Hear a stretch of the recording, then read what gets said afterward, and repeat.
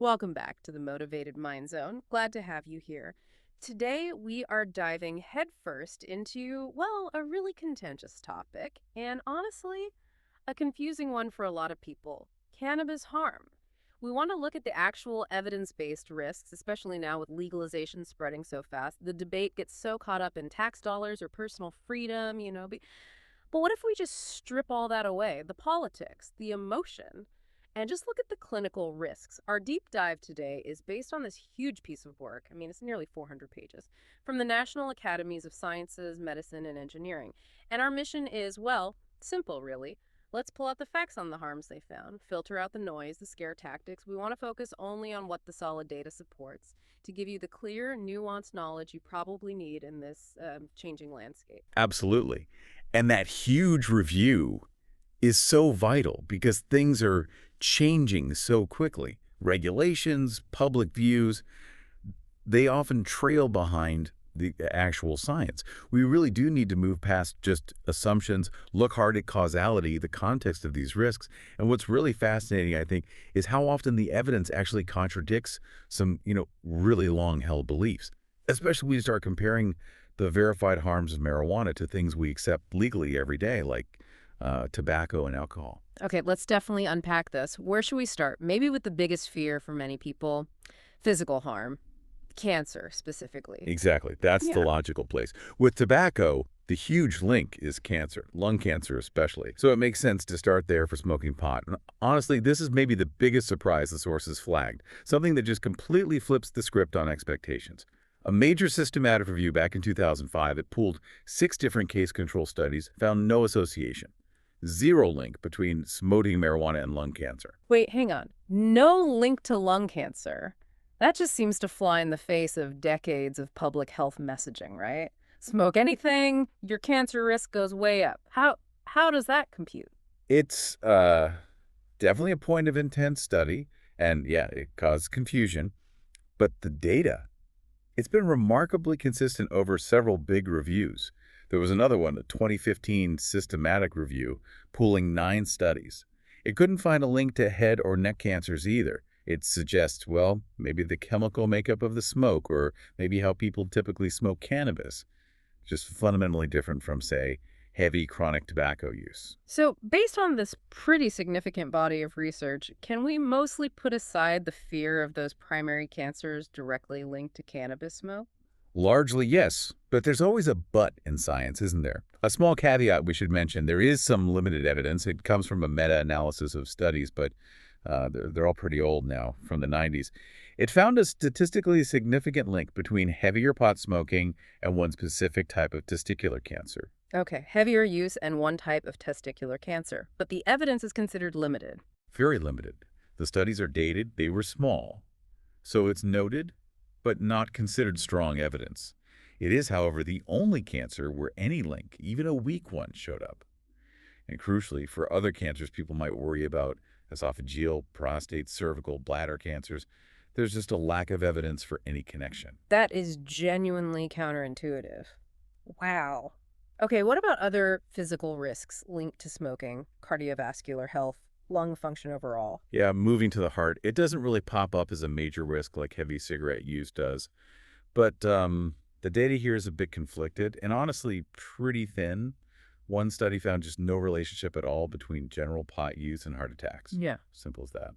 But then you have this other study, though it was based on a tiny sample, just 9 patients, which suggested smoking pot might be a trigger for a heart attack, like right in the hour after using. 9 patients. You really can't draw broad conclusions from that, can you? No, absolutely not. You can't generalize. But it does sort of raise a flag, maybe for people who might have existing heart conditions they don't even know about.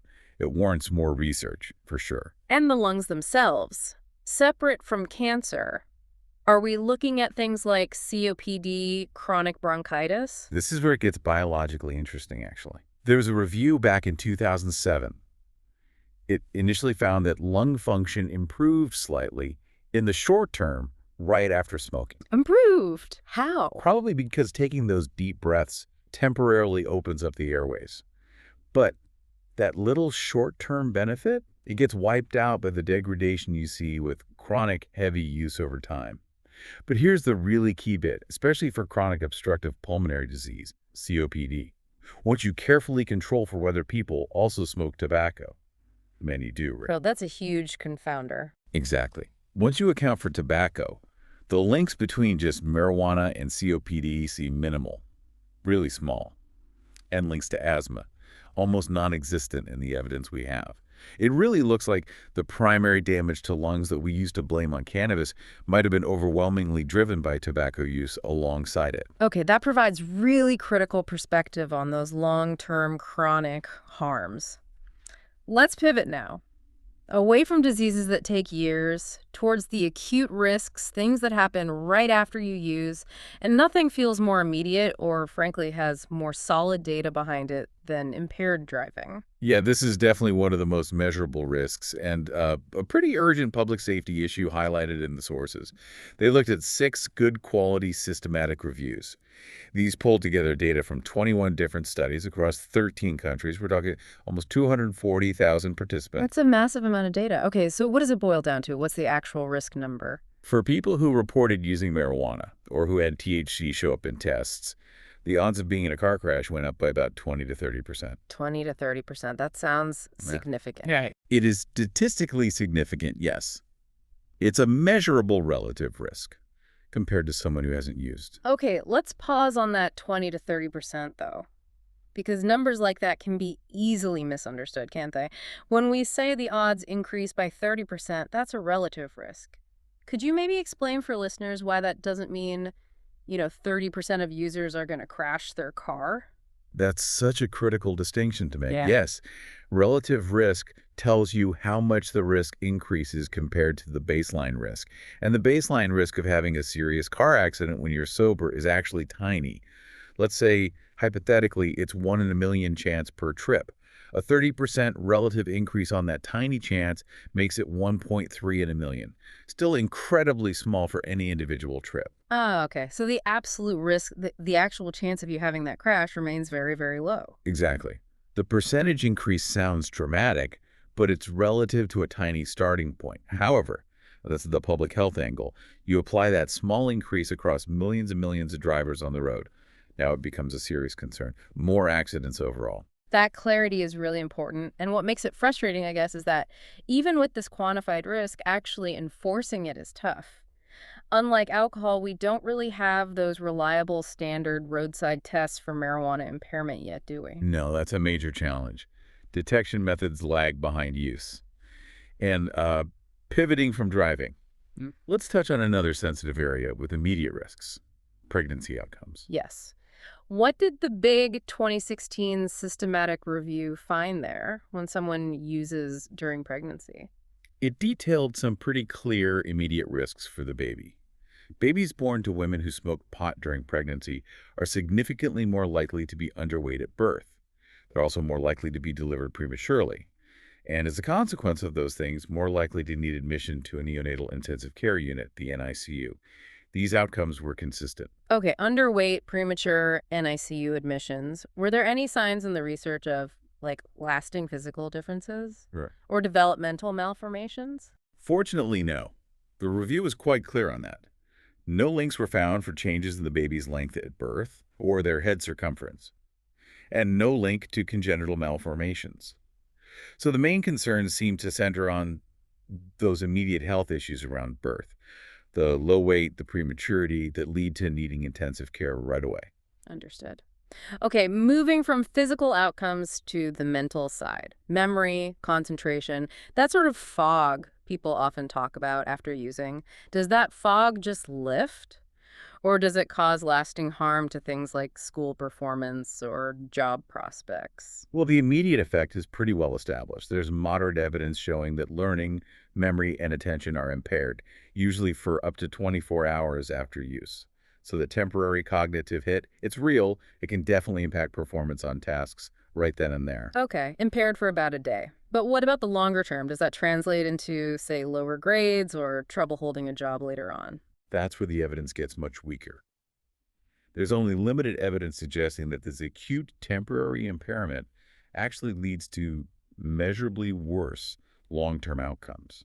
Things like academic achievement overall employment status, income level, or social functioning after the effects have worn off. It seems like the effects are mostly acute, suggesting the brain generally recovers its baseline function once the THC is out of the system. Ah, okay. So temporary impairment doesn't automatically mean permanent life disadvantage. That's a key difference. All right, now let's tackle what might be the most complex relationship of all: mental health.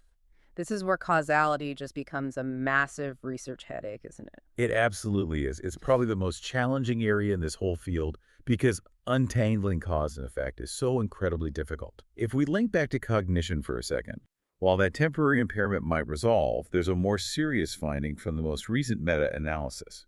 It found a significant connection between heavy marijuana use, and we're talking daily or near daily use here, and getting a diagnosis of psychosis, specifically schizophrenia.